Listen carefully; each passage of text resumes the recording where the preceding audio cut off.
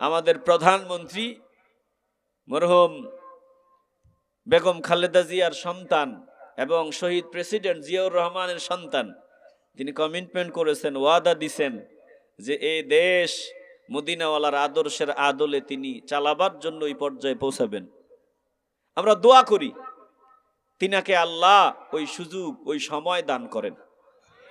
একটু জোরে বলেন না আমিন। তবে এটা অনেক কঠিন ব্যাপার। এই চোরের, আমগো দেশে তো চোরের অভাব নাই, আমরা তো ভালো মানুষ না, আমাদের ভিতরে ইনসাফ নাই, আমরা চুরির অভ্যাস ছেড়ে দিতে পারি না। তবে সামনে সব চুরি বন্ধ হওয়ার একটা অবস্থা কিন্তু তৈরি হইতেছে। আল্লাহ কবুল করেন, জোরে কর না আমিন।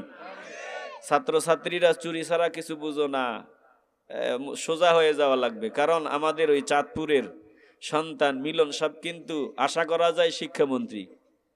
তিনি যখন মন্ত্রী, এবার ভুলে যাও নকলের কথা, পড়াশোনায় মন দাও, পড়াশোনায় মন দাও। তো আমি আরেক টেনশনে আছি, যেই ছাত্র পড়াশোনা করবে না, শুধু রাজনীতি নিয়ে থাকবে, ও তো আবার ওর বিরুদ্ধে লাগবো।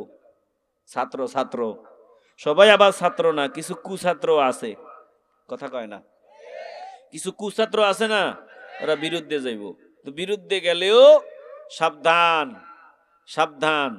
জায়গা মতো এখন চলে আসছে, আমাদেরকে পরিবর্তন হতে হবে। মোবাইল ফোন থেকে দূরে থাকতে হবে, ইন্টারনেট থেকে দূরে থাকতে হবে, নয়তো দাখিলের গণ্ডি পার হওয়া যাবে না, এসএসসির গণ্ডি পার হওয়া যাবে না, এখানে এসে শেষ। কথা কর না কেন? কারণ চুরিদারি করে সামনে আগাবার রাস্তা আশা করা যায় বন্ধ হওয়ার পথে।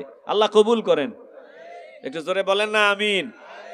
তো সামনে আমরা সাবধান হয়ে যাই, সতর্ক হয়ে যাই, আর তিনাদের জন্য দোয়া করি আল্লাহ তিনাদেরকে যা বলেছেন ওইটা বাস্তবে প্রতিফলন ঘটাবার তৌফিক দান করেন। জোরে বলেন আমিন।